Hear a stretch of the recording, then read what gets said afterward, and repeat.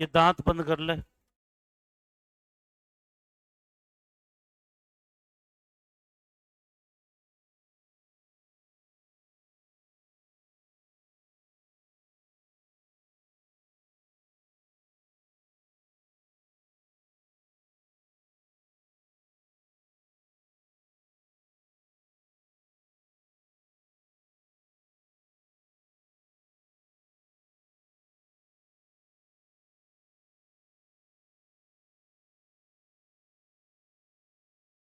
चलो आओ।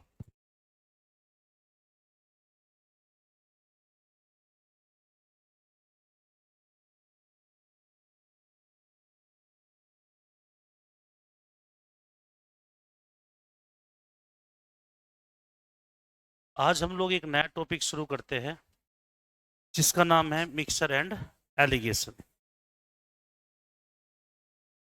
सभी लोग बहुत ध्यान से छोटी छोटी बातें सुनेंगे। ये मिक्सर क्या होता है?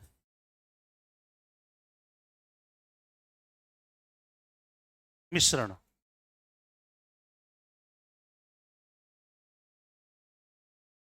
कहने की बात यह है, जब भी कभी दो, एलईडी ऑन कर देना, जब भी कभी दो या उससे ज्यादा पदार्थों को एक जगह मिला दिया जाए उसको क्या बोलते हैं? मिक्सर। जैसे चाय बनाते हैं हम, चाय के अंदर दूध और पानी मिला दिया, ठीक है, एक प्रकार के चावल दूसरे प्रकार के चावल के साथ मिला दिए, चावल में दाल मिला दी, तो वो क्या हो जाएगा? मिक्सचर। एक टर्म यूज हुआ इसके अंदर, एलिगेशन। एलिगेशन क्या है? एलिगेशन वो प्रोसेस है कि हमने किसकी मात्रा कितनी मिलाई। हमने एक प्रकार के चावल दूसरे प्रकार के चावल, उन दोनों को किस अनुपात में या किस क्वांटिटी में मिक्स किया, उस प्रोसेस को हम लोग कहते हैं एलिगेशन। समझ में आ गया? अगर मैं इंडिपेंडेंट बात करूं, मिक्सर का कुछ हिस्सा आप लोग परसेंटेज में भी पढ़े, दूध और पानी का मिश्रण है। मिश्रण का कुछ हिस्सा आप लोगों ने रेशियो में पढ़ा। मिक्सर का कुछ हिस्सा हम लोग यहाँ भी पढ़ेंगे। जब भी हम कभी मिक्सर के बारे में सोचते हैं ना, दिमाग में एक ही बात आती है, दूध और पानी। सबसे पहले कुछ लोगों के दिमाग में शराब और पानी भी आ सकता है, लेकिन सबसे पहले जनरली बात करूं, दूध और पानी ही सबसे पहले दिमाग में आता है। लेकिन अगर मैं बात करूं मिक्सर क्या हो सकता है, एक हमारी क्लास है ये वाली, इसमें लड़के और लड़कियों का कुछ रेशियो है। बाहर से कुछ नए दूसरी क्लास के बच्चे आ गए, वो भी एक प्रकार का मिक्सर ही हुआ, ठीक है। अलग अलग वैरायटी, अलग अलग टाइप आपको इसमें देखने को मिलेंगे। बहुत शानदार, बहुत जबरदस्त टॉपिक है। इक्वेशन को, जहां जहां भी इक्वेशन बनती है, इक्वेशंस को एलिमिनेट करने के लिए हम लोग किसका यूज करते हैं? एलिगेशन के कॉन्सेप्ट का। जहां इक्वेशन बनते हैं, दो इक्वेशन बन जाती है, काटने पड़ते हैं, वहां हम हर क्वेश्चन में किसका यूज करेंगे? एलिगेशन का। तो एलिगेशन का सिंपल सा एक कॉन्सेप्ट होगा, आप लोग समझिएगा किस तरीके से ये काम करता है। सभी बालक 100% ध्यान यहाँ देंगे। देखिए, एक वैल्यू होती है चीपर, एक वैल्यू होती है डियरर, एक वैल्यू होती है मीन। चीपर और डियरर क्यों लिखा? चीपर का मतलब होता है सस्ता, डियरर का मतलब होता है महंगा।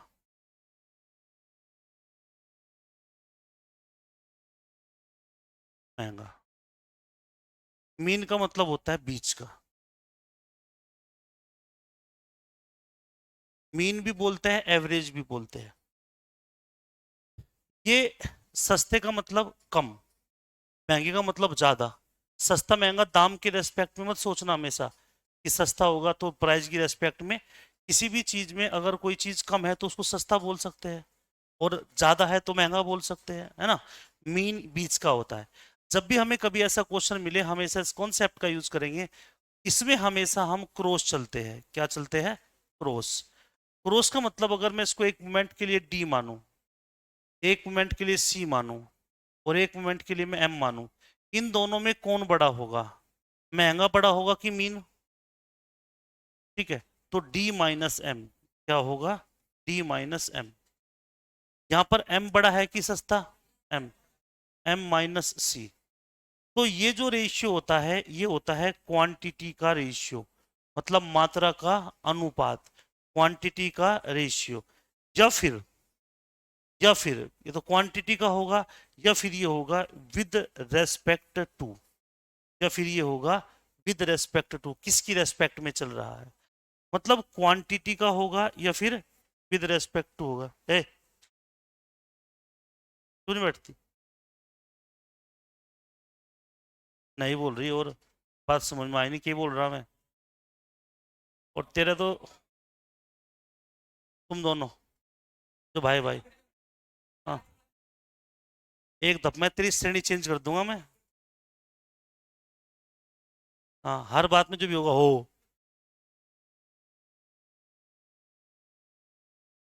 ऐसी आवाज मैंने कई बार दबाई।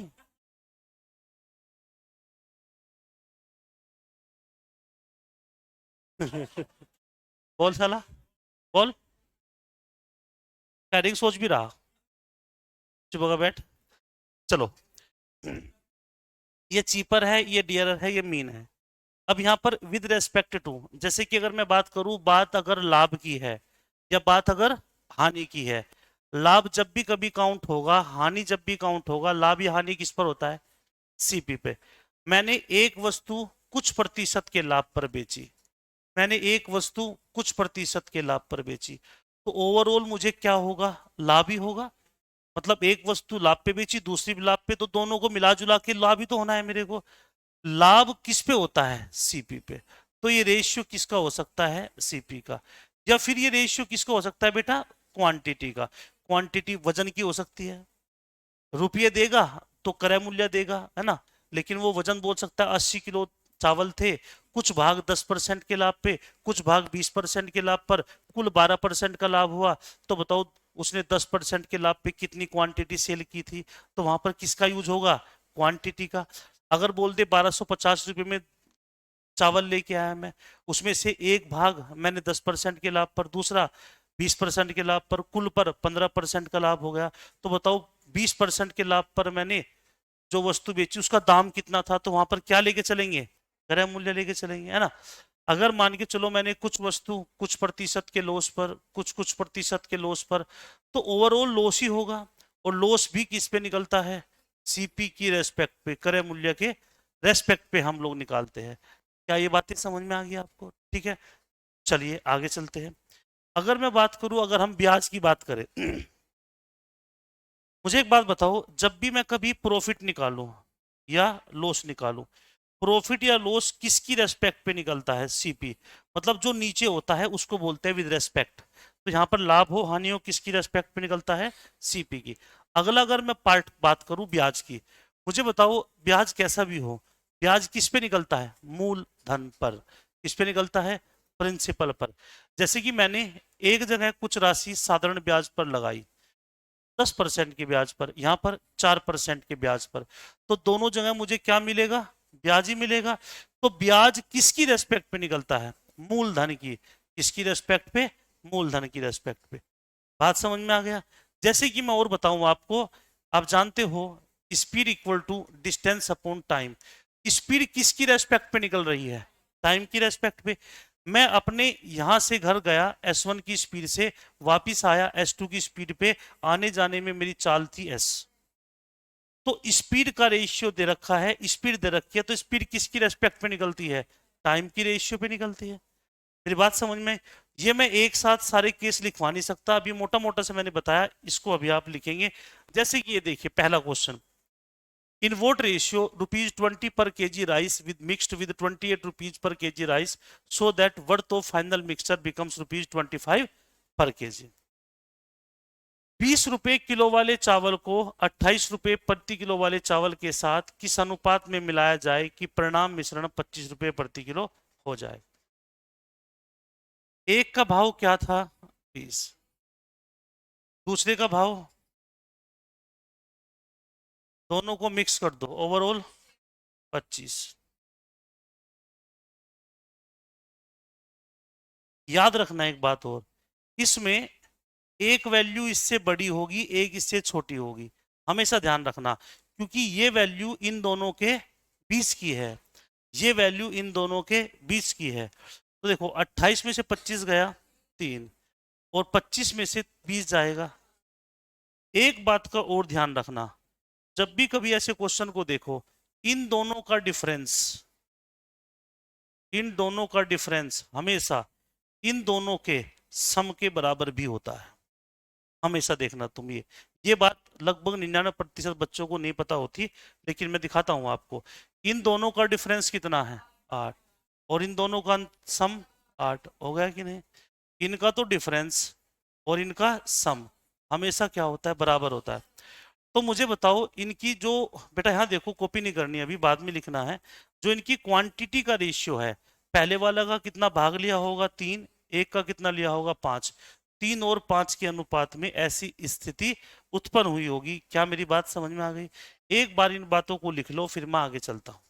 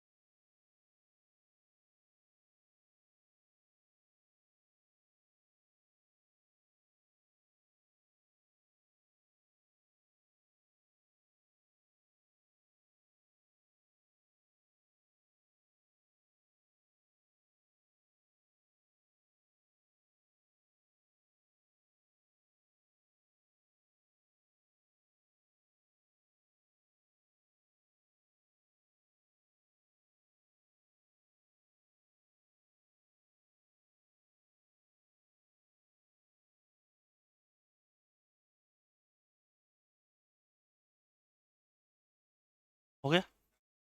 देखिए, एक दुकानदार के पास 100 किलोग्राम चावल है। पेन छोड़िए। उसके पास जो टोटल क्वांटिटी है वो कितने किलोग्राम है? 100 किलो। उसमें इस 100 किलो को ना बेटा दो जगह अलग अलग बेचा। उसने कहा उसने इसका कुछ भाग, मान लो 1 भाग, 8% के लाभ पर। जब भी प्रॉफिट होता है तो हम हमेशा प्लस से रिप्रेजेंट करते हैं, लॉस होगा तो माइनस से। शेष भाग को 18% के लाभ पर बेचा। जो दूसरा भाग बचा था उसको 18% के लाभ पर बेच दिया, तथा कुल पर उसे, कुल मतलब ओवरऑल, ओवरऑल वैल्यू होती है बीच में, तो कुल पर कितने का हुआ? 14%। सवाल में आगे बढ़ने से पहले एक बात नोट करना, एक वैल्यू इससे बड़ी, एक वैल्यू इससे छोटी है क्या? बिल्कुल है। लगा दो आंख बंद करके एलिगेशन, कितना आएगा? 4। और कितना आएगा? 6। मैं लिख सकता हूं 2:3। अगर पहले वाला भाग जो है वो 2 किलो बेचा 8% पे, तो 18% पे कितना बेचा? 3। टोटल कितनी क्वांटिटी हो गई? 5। क्योंकि यहां पर क्वांटिटी की बात कर रहा है, ना कि किसकी बात कर रहा है वो? रुपयों की। तो यहां पर अगर यहां पर क्वांटिटी की बात करूं, 8% के लाभ पर कितनी मात्रा सेल कर रहा है? 2। तो 18% के लाभ पर 3। 3 और 2 5। 5 की वैल्यू 100 किलो। इससे गुणा कर दूं 20 से, तो 20 दूना 40, तो ये हो जाएगा 40 किलो। और 20 दिया 60, ये हो जाएगा 60 किलो। तो आप देखो 20 किलो और क्या होगा? 60 kilo.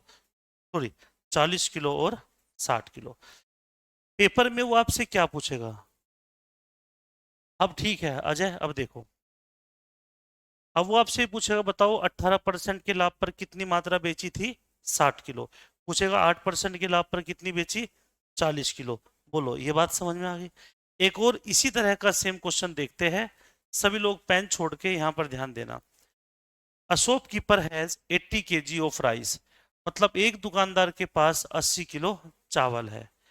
He sells some of its part at a profit of 28% and remaining at a loss of 12%, and overall he has a profit of 8%। एक दुकानदार के पास कुल मिला के 80 किलो चावल है, उसमें से कुछ भाग 28% के लाभ पर, शेष भाग 12% की हानि पर। इससे उसे कुल 8% का लाभ होता है। देखिए, टोटल हमारे पास कुल मिला के कितनी क्वांटिटी थी? 80। इस 80 क्वांटिटी को हम कितने भागों में बांट देते हैं? दो, पहला भाग और दूसरा भाग। पहला भाग उसने कितने परसेंट के लाभ पर? 28%। दूसरा भाग कितना? 12%। 12% का लॉस। ओवरऑल उसको कितने का लाभ हुआ? 8% का प्रॉफिट।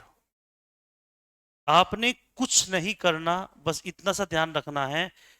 देखो, 28 बड़ा है कि 8? 28। 8 बड़ा है कि 12 माइनस के 8? तो ये बीच का ही है। तो बड़े में से हमेशा छोटा घटता है। बड़ा 8 है कि माइनस के 12? 8। 8 में से घटेगा छोटा। छोटा कितना है? माइनस के 12 वाला है। यहाँ पर बड़ा कौन है? 28। 28 में से घटेगा प्लस का 8, तो 8 माइनस माइनस कितना होगा? प्लस। 12 और 8 20, और ये भी कितना होगा? 20। तो अगर क्वांटिटी की बात करें, 1:1, 28% के लाभ पर जितना बेचता है, 12% की हानि पर भी उतना ही बेचता है। टोटल कितनी क्वांटिटी हुई? 2, लेकिन क्वांटिटी कितनी है? 80। तो भाई किससे गुणा करूं? 40 से। तो दोनों जगह मात्रा कितनी होगी? 40, और यहाँ भी कितनी होगी? 40। देखो हमारे टाइपिस्ट के ऑप्शन देखो कितने सुंदर है, मतलब बालक को सोल्व ना करना पड़े। एक ही ऑप्शन में है 40 40 80, और तो कहीं है ही नहीं। ये 100 किलो बैठ रहा है, ये 60, ये 40। ठीक है। हालांकि पेपर में ऐसा नहीं देगा, 50 और 30 दे देगा, है ना?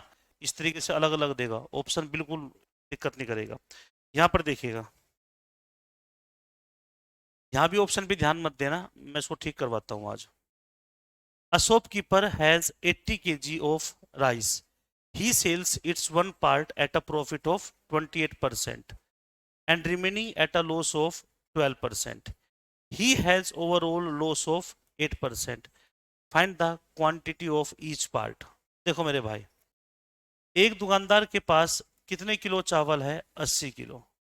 वह इसका एक भाग कितने परसेंट के?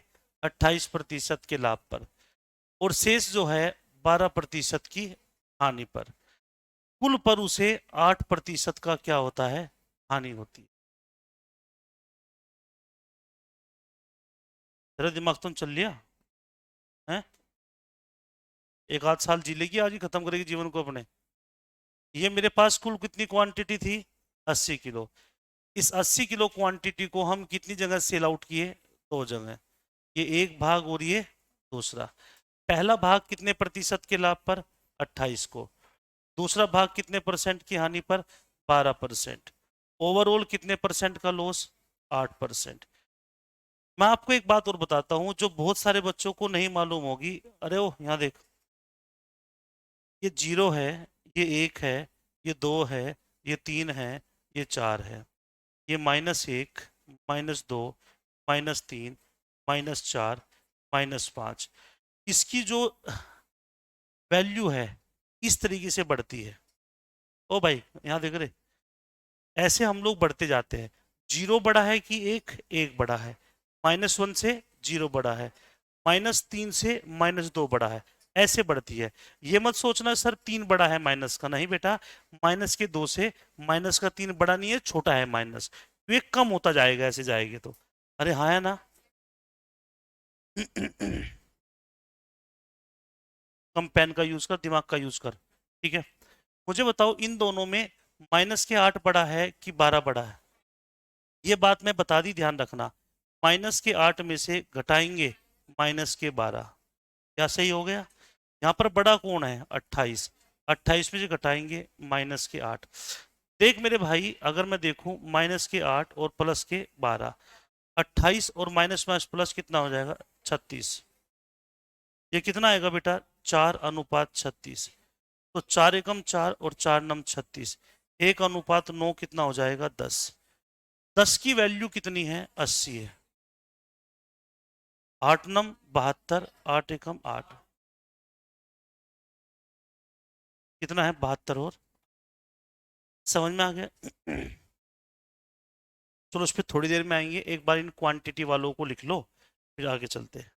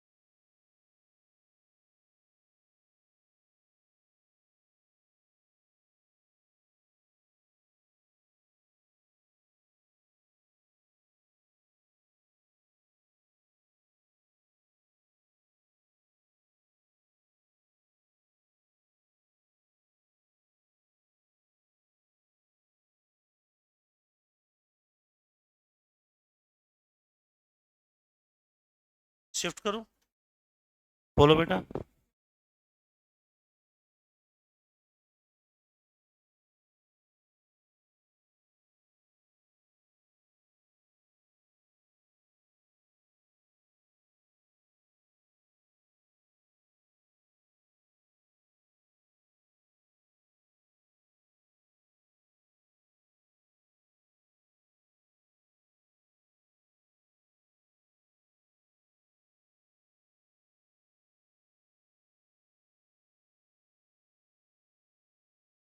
हो गया बेटा? बनाओ।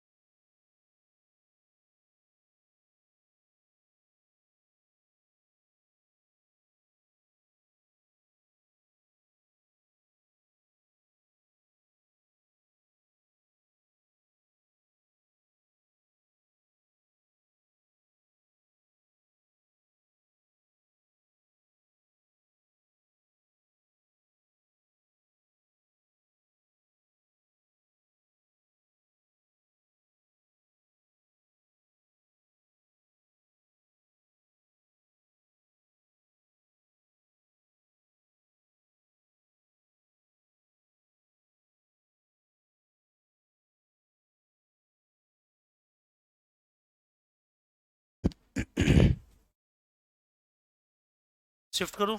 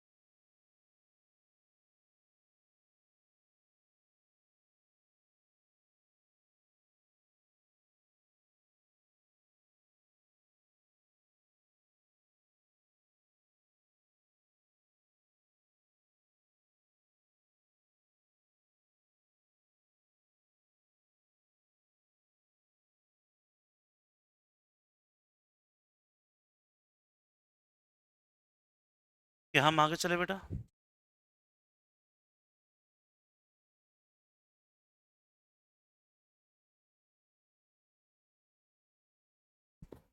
हेलो।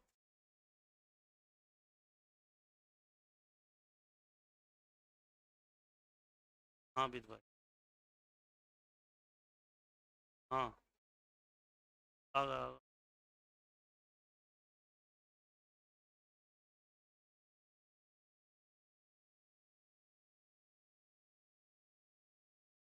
25,000 है, 11,000 नहीं।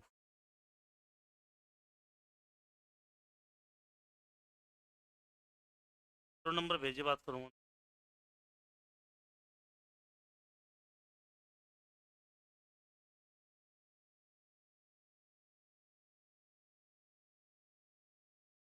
ठीक है।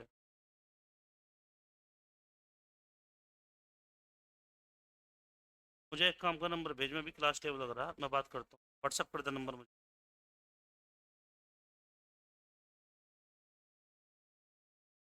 चलिएगा।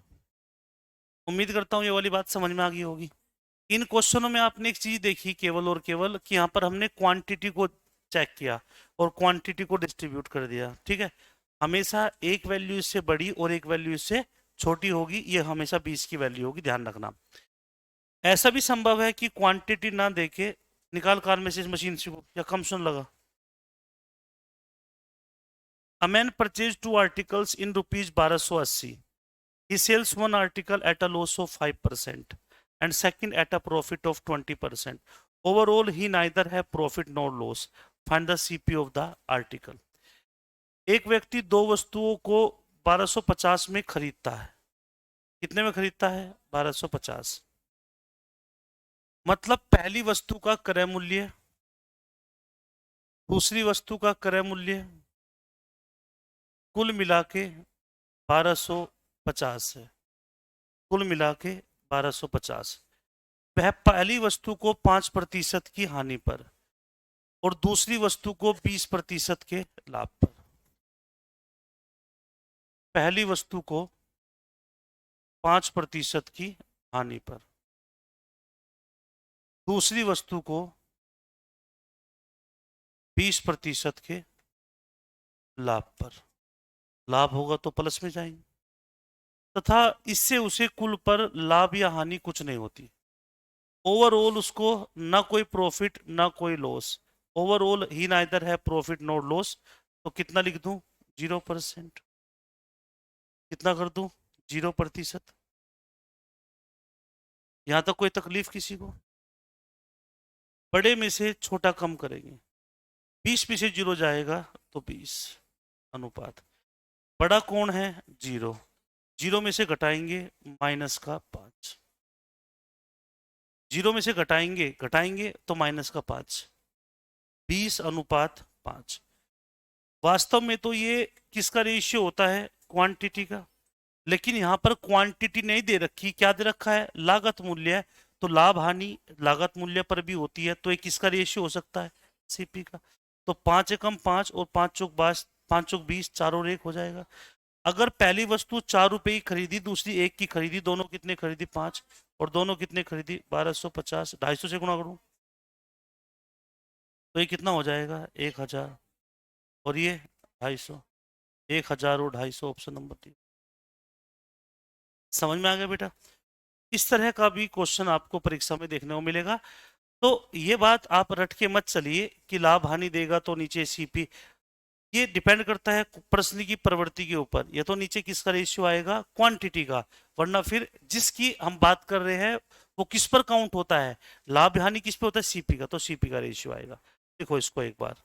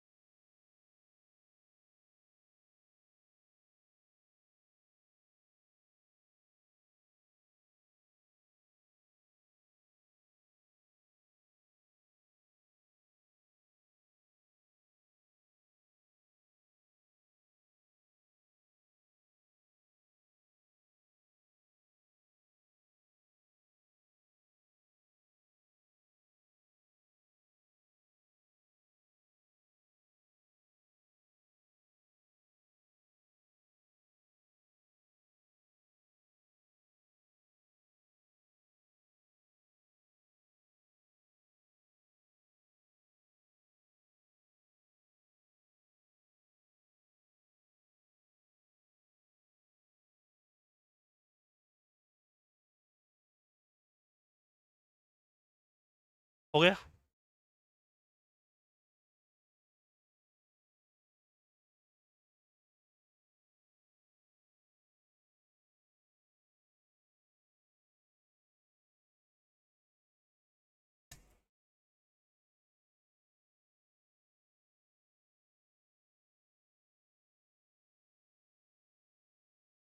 यहाँ पर देखो,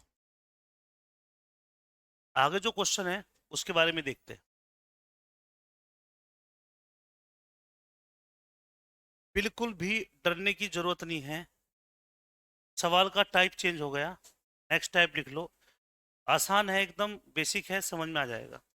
average weight of girls is 15 kg। Average weight of boys is 30 kg। The average weight of total class is 25। If number of boys is 12, number of girls is. Average भी किसकी रेस्पेक्ट में निकलता है? क्वांटिटी। एवरेज क्या होता है? Sum of observation, number of observation. मतलब बच्चों की मात्रा कितनी है, क्वांटिटी, वही तो बोला मैंने। नंबर ऑफ स्टूडेंट्स की रेस्पेक्ट पे निकलता है। उसने कहा एक कक्षा में लड़कियों का औसत वजन 15 है। हो सकता है कोई 10 किलो की, कोई 12 की, कोई 15 की, कोई 20 की। ओ एवरेज कितना है? गर्ल्स जो है उनका एवरेज है 15 किलो। लेकिन अगर हम बॉयज की बात करें, बॉयज का औसत वजन है 30 किलो। लेकिन जब मैं मान लो ये बॉयज है, ये गर्ल्स है, मानने की बात है, ये बॉयज है, ये गर्ल्स है। अगर मैं बॉयज का वजन देखता हूं तो कितने किलो आता है? 30। गर्ल्स का देखता हूं तो 15। लेकिन पूरी क्लास में क्या होगा? ओवरऑल देखो, सबका वजन जोड़ के नंबर ऑफ स्टूडेंट से भाग करूंगा। लड़कियों का औसत वजन कैसे निकला होगा? लड़कियों का वजन जोड़ के लड़कियों से भाग करेंगे, कितनी लड़कियां हैं। लड़कों का कैसे निकला होगा? सभी लड़कों का वजन जोड़ के लड़कों की संख्या से भाग करेंगे। पूरी क्लास का वजन कैसे निकला होगा? सारी क्लास का वजन जोड़ के सारी क्लास में कितने बच्चे हैं बोले तो लड़का और लड़के, उससे भाग करेंगे। कितना आया? 25। इसमें एक इससे बड़ा है, एक इससे छोटा, लगा दो फिर एलिगेशन। कितना आएगा? 5। कितना आएगा? 10। एक और। वास्तव में तो किसकी होता है ये रेशियो? क्वांटिटी का। अगर लड़कियों की संख्या 1 है तो लड़कों की 2 है। उसने कहा लड़कों की संख्या 12 है, तो किससे गुणा करूं? 6। तो लड़कियों की कितनी है? 6। तो लड़कियां जो है वो कितनी है? 6 हैं। गर्ल्स जो है वो 6 हैं। यहां पर देखिएगा, average weight of 40 students of a class is 30।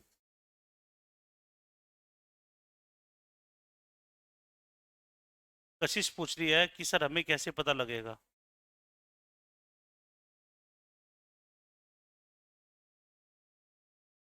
अभी जब ये चैप्टर खत्म होगा ना, तुम्हें धीरे धीरे पता लग जाएगा ये इसमें कौन सा कॉन्सेप्ट लगना है। ठीक है?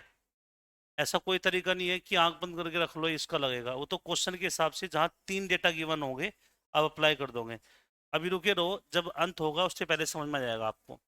एक कक्षा में 40 छात्रों का औसत वजन कितना है? 30। दूसरी कक्षा में 20 छात्रों का औसत वजन कितना है? 15। दोनों कक्षाओं के छात्रों का औसत वजन, रुको अभी इसमें,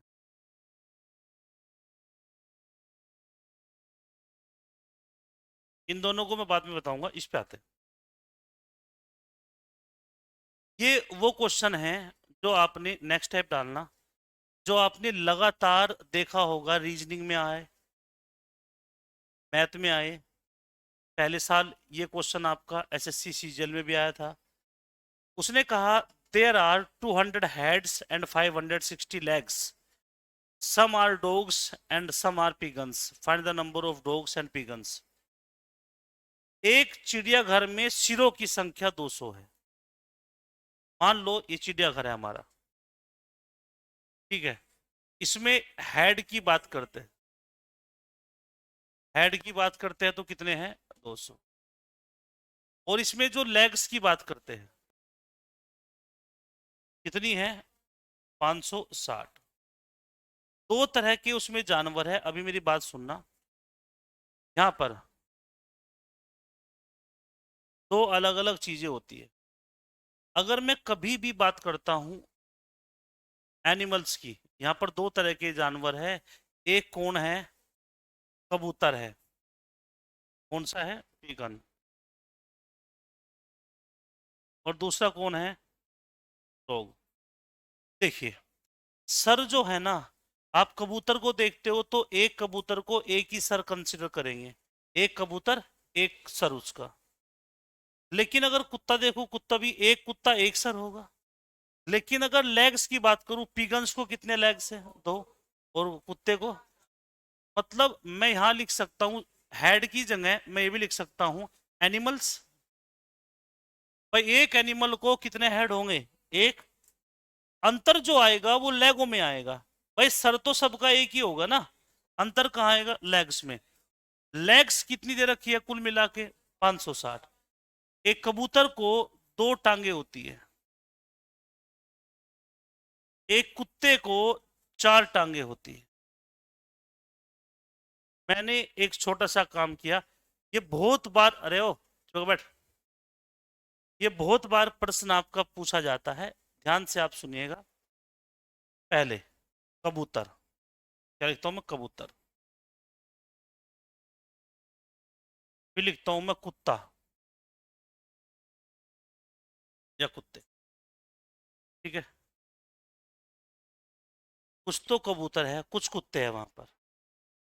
ये मान लो अगर सारे के सारे मेरे पास वहां पर कबूतर होते, अगर सारे के सारे मेरे पास कबूतर होते, एक कबूतर को कितने टांग होती है? दो। तो कबूतर कितने हैं? 200।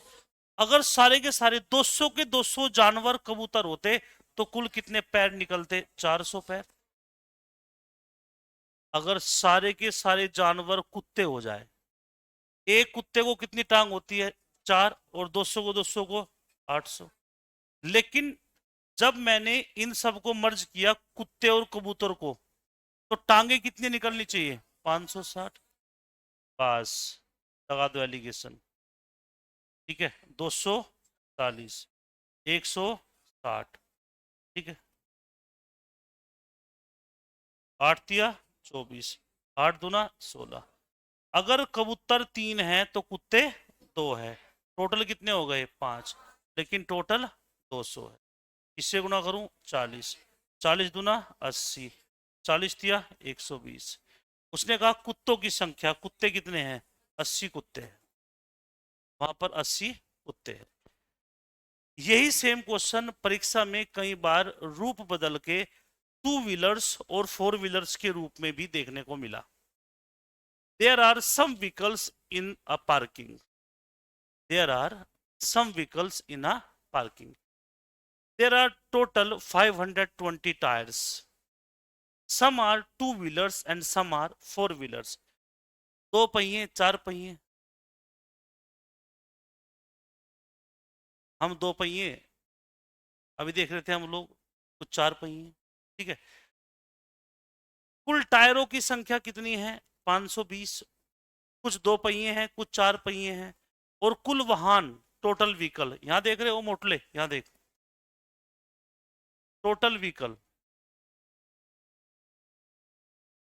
टोटल व्हीकल्स कितने हैं? 175।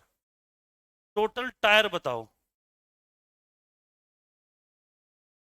एक हमारे पास में पार्किंग है, मान लो पीछे, हमने पूछा बता भाई कितने वहां पर वाहन खड़े हैं, वो बोला जी वाहन खड़े हैं 175।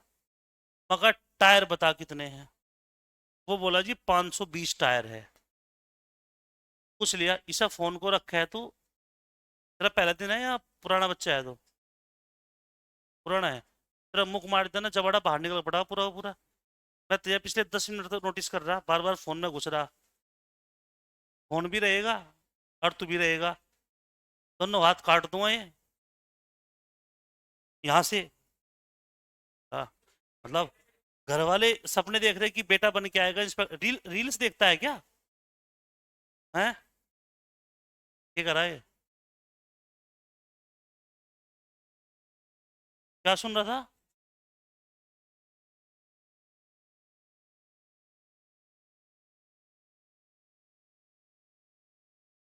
हाँ दरो, क्या कर रहा था? घर से फोन आया था? ये घर से फोन भी नहीं आएगा तेरे? हाँ, इसे बगल लगता है। पूरी जिंदगी कहाँ है, भैंस में रहेगा फिर, कुत्तों में ही। यहाँ देख, हमें कहा गया कुल वाहन कितने हैं, 175 है, और कुल टायर कितने बताए, 520। दो तरह के है वहां पर व्हीकल है, कुछ तो है टू व्हीलर्स और कुछ है फोर व्हीलर्स। अगर हम बात करें टू व्हीलर्स और फोर व्हीलर्स की, ये टू व्हीलर्स है और ये फोर व्हीलर्स है। मान लो अब ये पहली टाइप बन गया, बताओ कितने दो पहिए वाहन है, कितने चार पहिए। सारे के सारे वाहन अगर दो पहिए होते, 175 का डबल कितना होता, 350 वाहन, 350 टायर होते। अगर सारे के सारे 175 के 175 व्हीकल दो पहिए के होते, तो 350 पहिया होते, वहां पर टायर होते। अगर सारे के सारे चौपहिया होते, 700 होते। लेकिन कुल मिला के मिले कितने, 520। एक इससे बड़ा होगा, एक इससे छोटा होगा, ठीक है। 180, 175, सॉरी 70, ठीक है ना। जीरो जीरो कट गई। अगर दो पहिए 18 है तो चार पहिए 17 है, कितने हो जाएंगे, 35। लेकिन कुल कितने हैं, 175। किससे गुणा करूं, उसने किसके पूछी, चौपहिया पूछे, 17 पंजे, तो कुल मिला के कितने वाहन हैं, 10 से, ठीक है। इन बातों को ध्यान रख के चलना, इसको लिखो फिर आगे चलेंगे।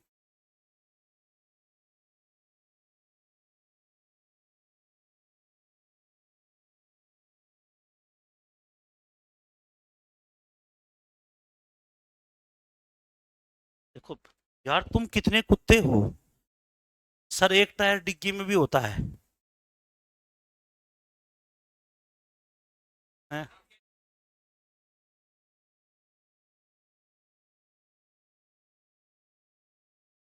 सर अगर कोई कुत्ता लंगड़ा हो तो हमने हमने पूरे की बात करी, पूरे कुत्ते की, ठीक है। बस इसको यही चला दिया, क्या पूछूं क्या नहीं है।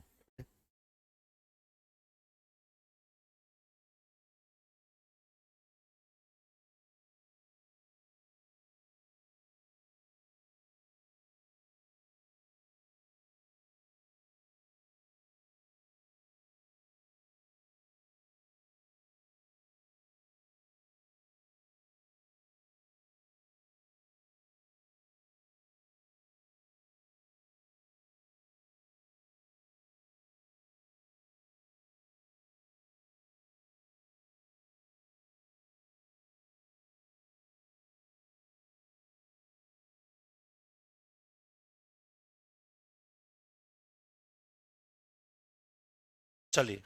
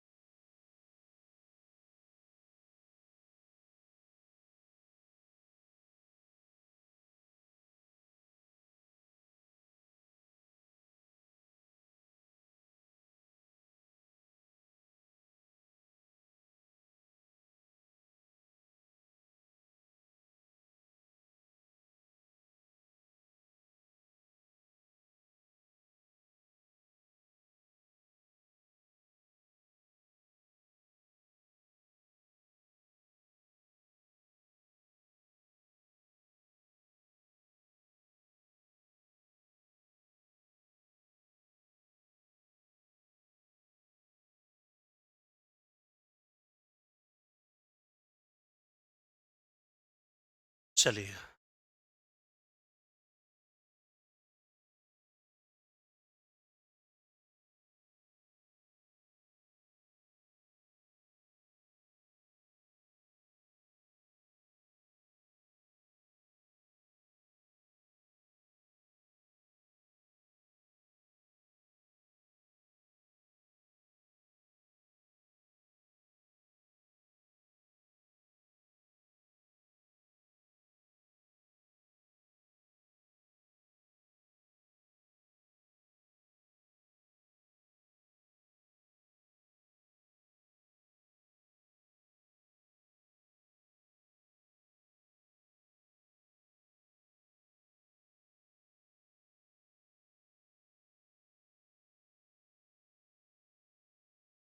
चले हम।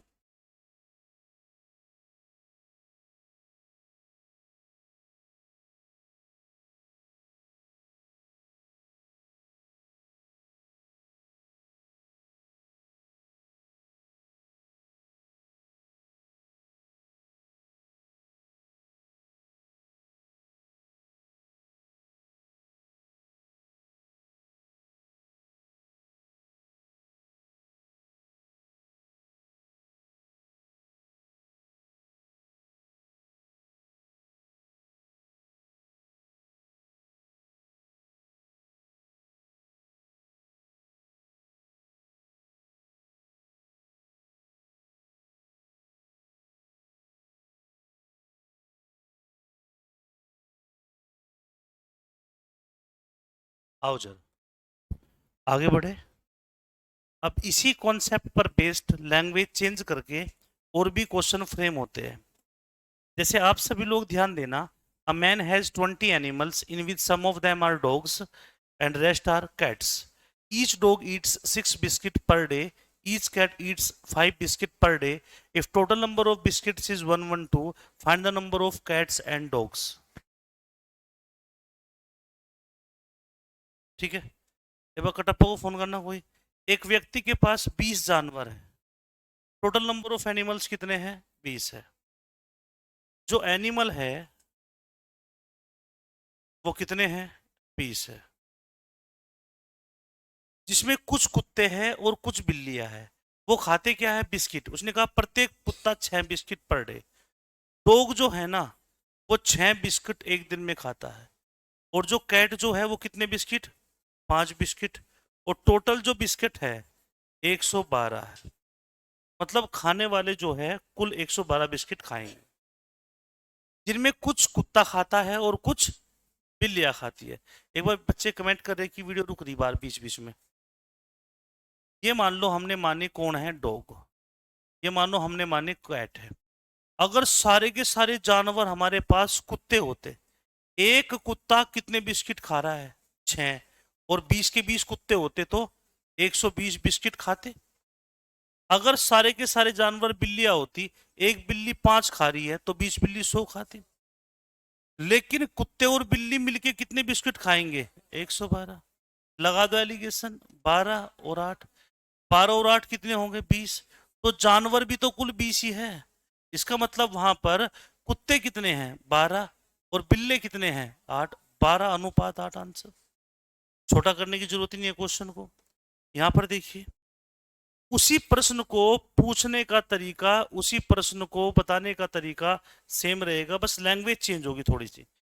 उसने कहा a worker is hired for 30 days,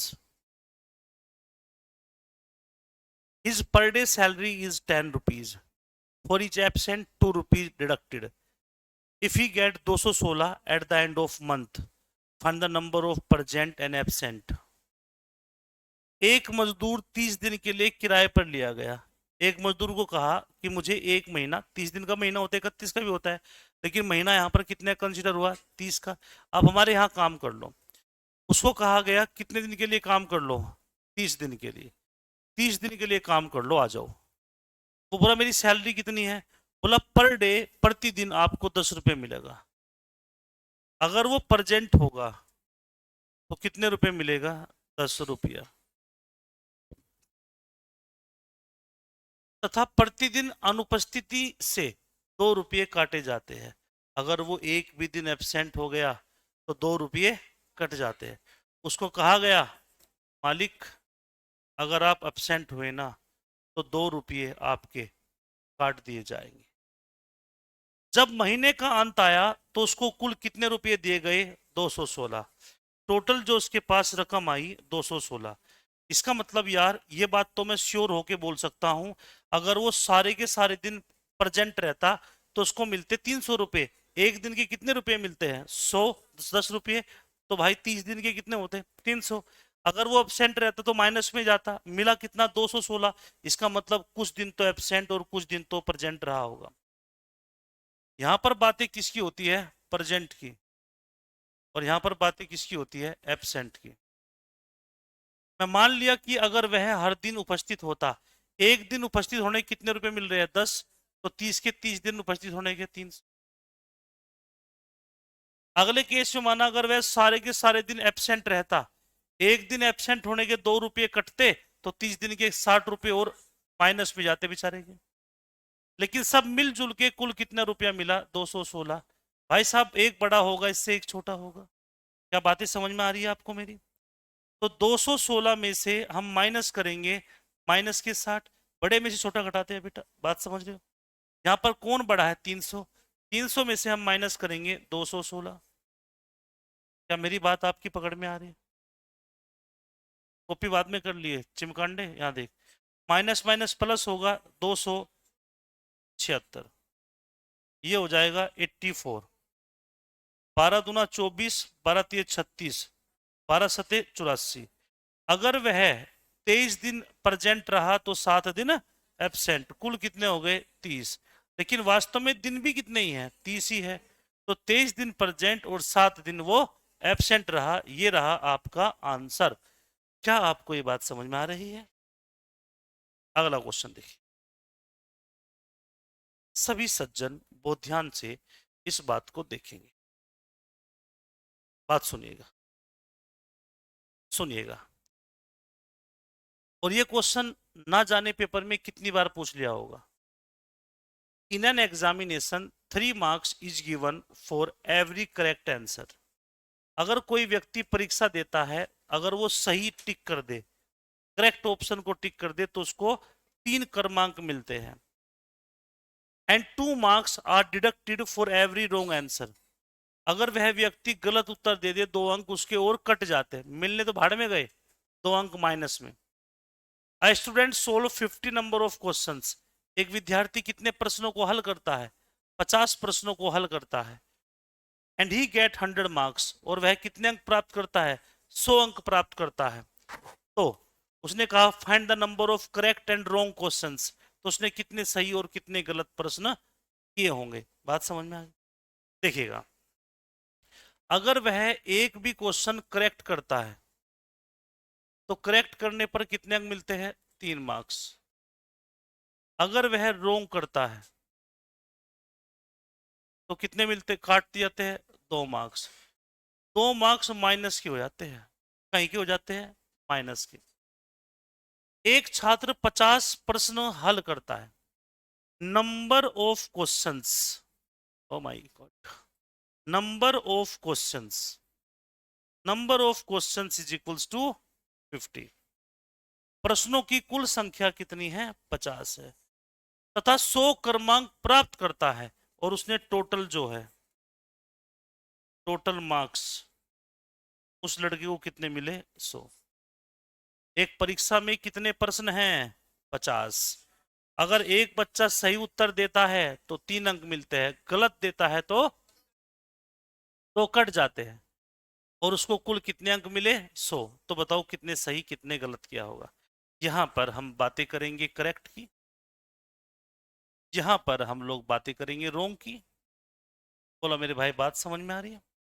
मान लो वह जो बालक है सारे के सारे सवाल जो है सही कर देता। अगर 50 के 50 सवाल सही होते, एक प्रश्न के 3 अंक, 50 के 150, तो उसके अंक होते 150।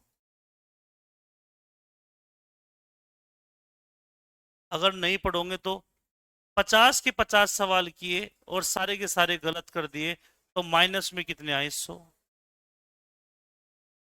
लेकिन सही और गलत सब मिल मिल के उसको नंबर कितने मिले? 100। बड़े में से छोटा घटाते हुए हम लोग यहाँ पर पहुंचे। बड़ा कौन है? 100। माइनस करेंगे माइनस का 100। यहाँ पर बड़ा कौन है? 150। माइनस करेंगे 100। देखो भाई, 100 माइनस माइनस प्लस, 100 प्लस 100, 200, 50। तो करेक्ट अगर सही है 4 तो गलत है 1। कुल कितने हैं? 5। सवाल कितने हैं? 50। इससे गुणा कर दो 10 से।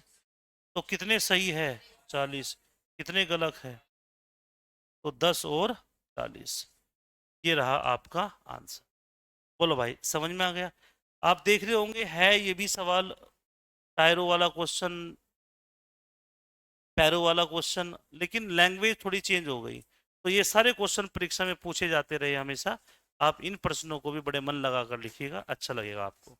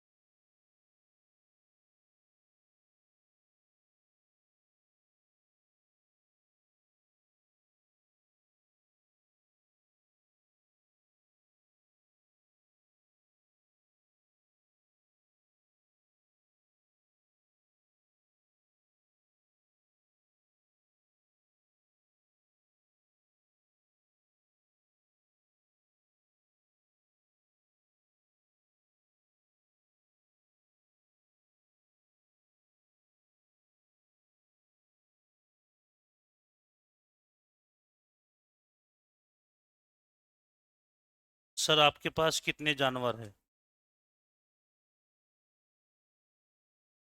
घर के मिला के या मुखर्जी नगर के मिला के? घर पे तो जाकर गिन के बताऊंगा, और यहाँ के रजिस्टर चेक करूंगा। ठीक है, आगे चले हम।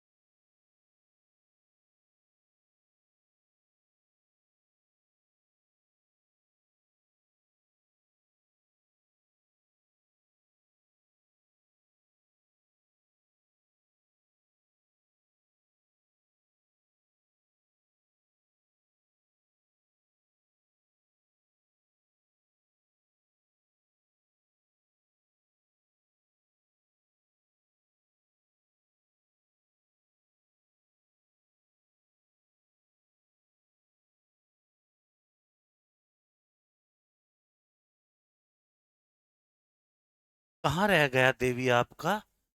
है भाई कशिश, पूरा लिखने तो दिया करो। इसको लिखने में कोई बात नहीं, आराम से लिखो तसल्ली से। मास्टर कौन सा किराए पे लेके आना मुझे? मैं ही तो पढ़ाऊंगा। लिखो आराम से। हाँ। क्या अब आप आपने लिख लिया?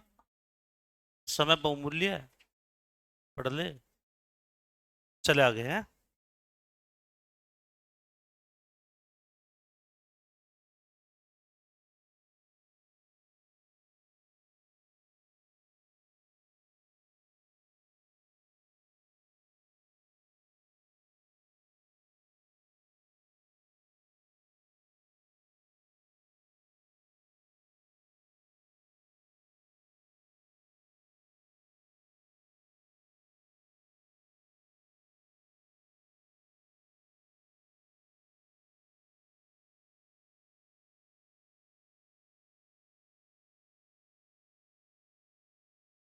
हो गया।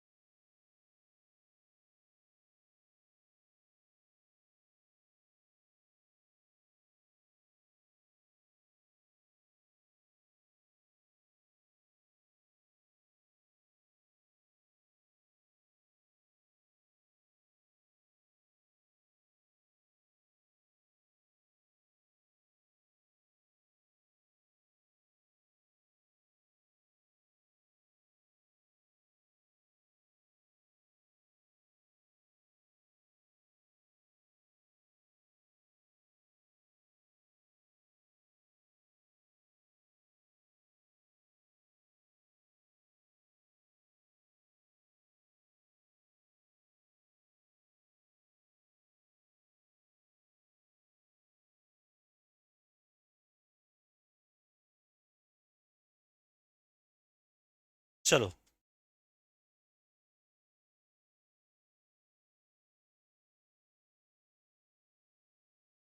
हो गया बेटा।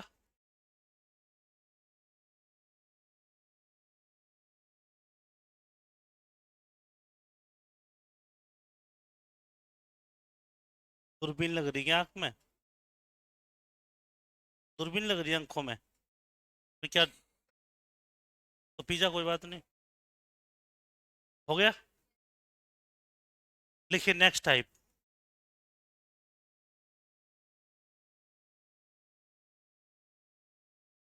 इसको बनाइए। लो, इससे पहले उसको बनाते हैं, 1 मिनट।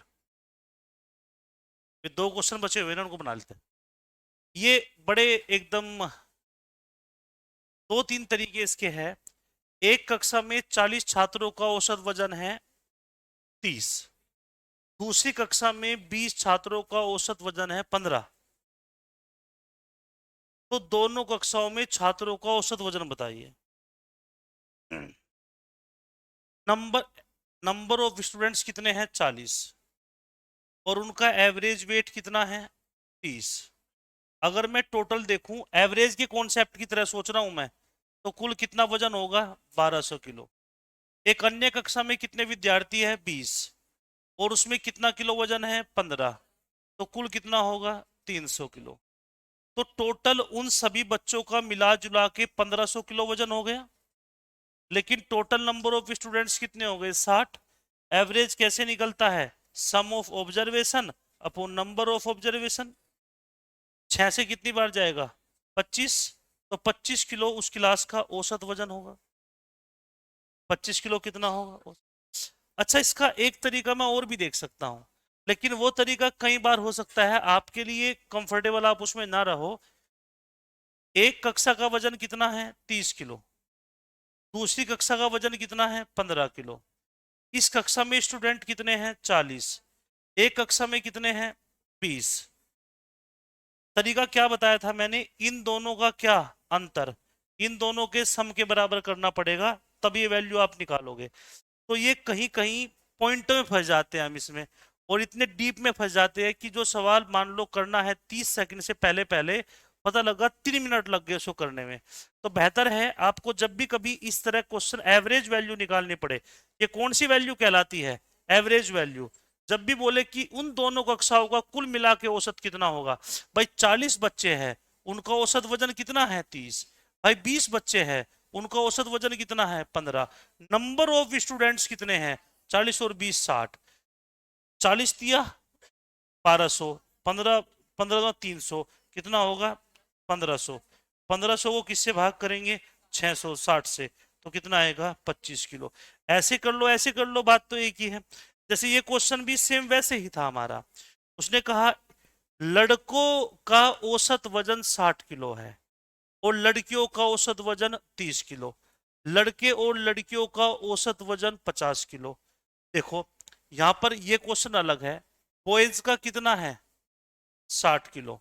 मुझे बताओ आगे क्या, लड़कियों का कितना है, गर्ल्स का 30 किलो, और लड़कियों का कितना है 50 किलो। उसने, 1 मिनट एलिगेशन लगाना जरा, कितना बचेगा ये 20, ये कितना बचेगा 10, कितना होगा 2 और 1। उसने कहा अगर 2 लड़के हैं तो एक लड़की, कुल कितने हैं 3।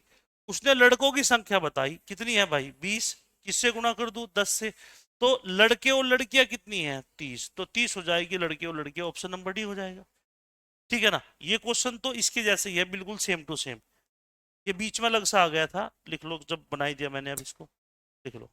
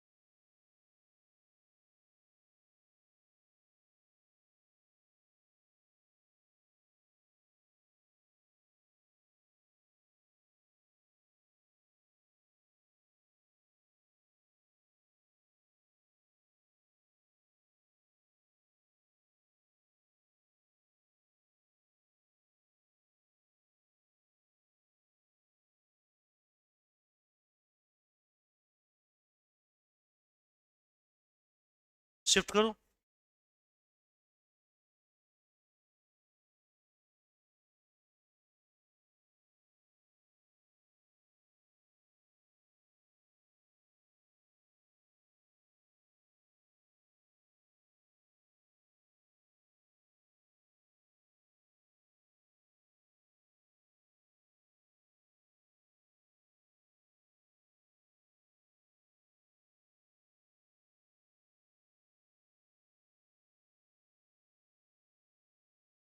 चलो कल मिलेंगे था समय।